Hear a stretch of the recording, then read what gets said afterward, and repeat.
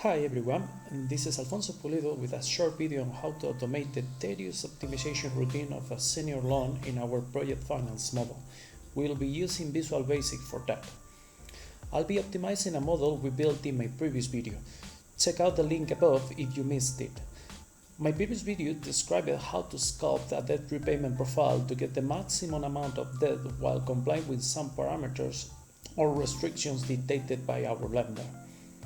The model I built had as inputs or independent parameters the gearing, the minimum debt service coverage ratio, and the interest rate. The dependent variable to adjust was then the long term. Let's get into it. Okay, so here we are. We've got term 7 periods, gearing 80%, minimum DSCR 1.3355. So, the repayment profile, it's streamlined. So let's start with the optimization routine. To set up that routine, we'll need two parameters. We'll need to make sure the loan is fully repaid at the end of the term. And for that, we'll need the value of the end of period balance at the end of the term. So I'll use a simple index. The formula, sorry, my Excel is in Spanish, but the formula is just index. So it's 0. At the end of the 7th period, the balance is nil. And the other parameter we'll need is what I've called the last repayment streamline, which is the DSCR at the end of the term.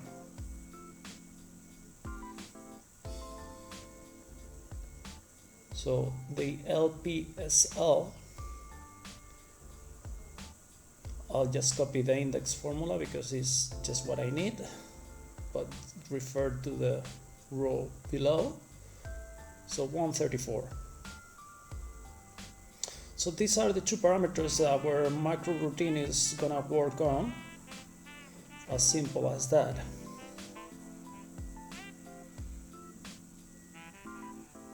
So we open, instead of just getting to the Visual Basic editor, which by the way you'll be able to prompt by clicking on ALT and F11, we'll just record a macro. So let's gonna change one of the parameters to see the full repayment at the end of the term is now moved to 14,000. So let's just use a basic goal seek on this, and I'll just record this with the macro recorder to bring back the last balance of the model of the loan to nil at the end of the long term. So we'll be changing the DSCR back to nil. So now the loan is repaid in 6 periods. But as you can see, it's not a streamline because the last repayment, it has a coverage ratio higher than 104. So I'll just let me anticipate. We'll have problems with roundings because I've not been using any. We'll be using quite a lot of decimal places, which won't be needed. But I'll just manually edit that. So now let's record a couple of names. We've got the LPSL and the minimum debt service cover ratio. Oops, I don't just need that figure. Yeah. So I've just got a couple of named ranges which I'll be using in the macro. And now let's get back to the Visual Basic editor. I've got my module 1 here. Oh, quite a lot of stuff here. This is all what the macro recorder has been recording, but I don't need it. I just need the gold seek line. So let me stop the macro because it will keep writing here in our routine. So these are introductory lines we don't need. Let's change the name of the routine for a more meaningful one. Senior debt optimization, that's it. And then with the couple of named ranges we just recorded, we are gonna construct a loop. It's really basic. While the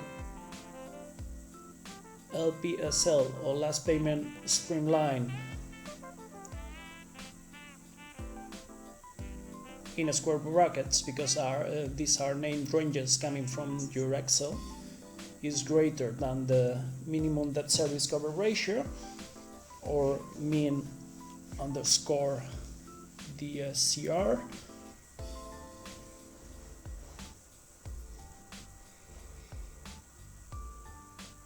Well, this condition is true. Let me copy that. I just want the minimum debt service cover ratio to be increased by 0.0001. Okay. Yeah.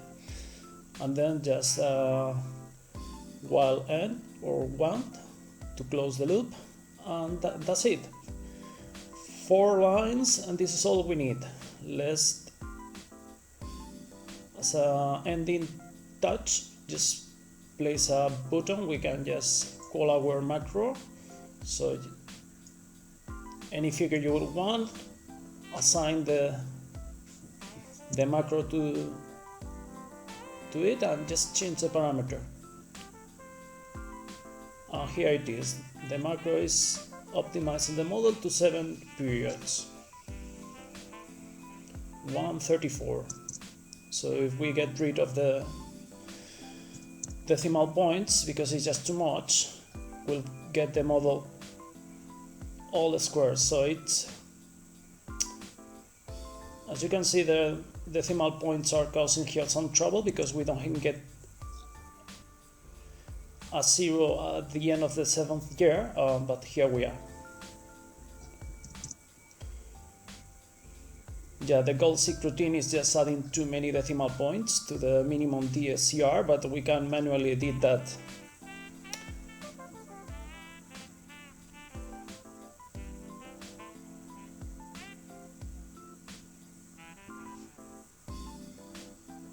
Yeah. No.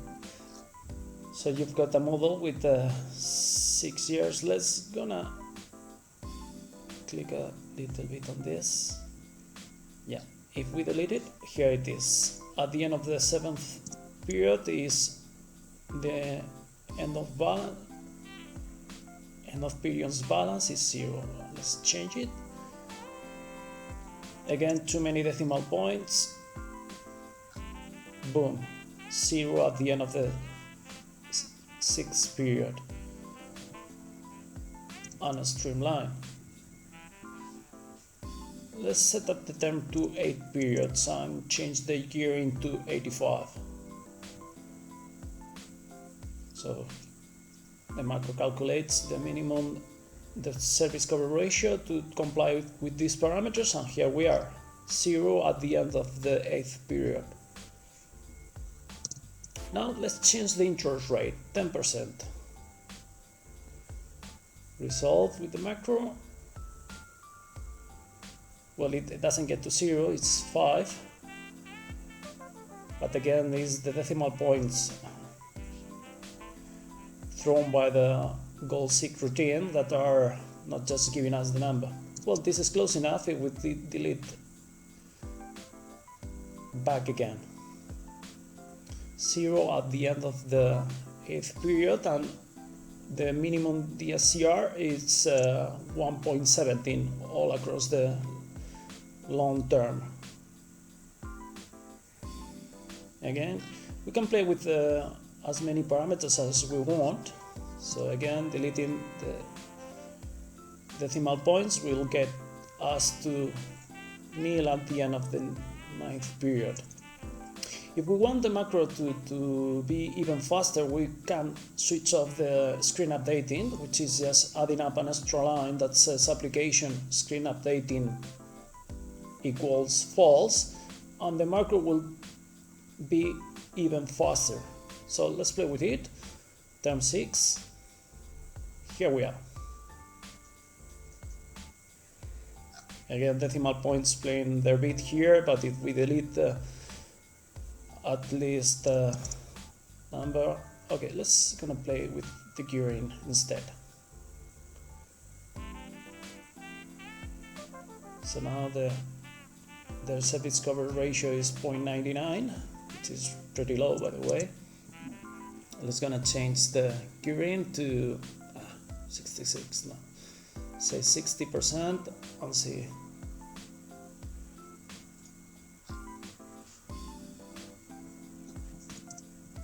Delete additional. Here we are. DSCR 115 all across the board, and fully repaid by the end of the 6th period. So this is what we want. Well, that's it. Thanks for watching. I hope you learn a little bit with this video. Feel free to reach me through LinkedIn if you want the file or have any question on this.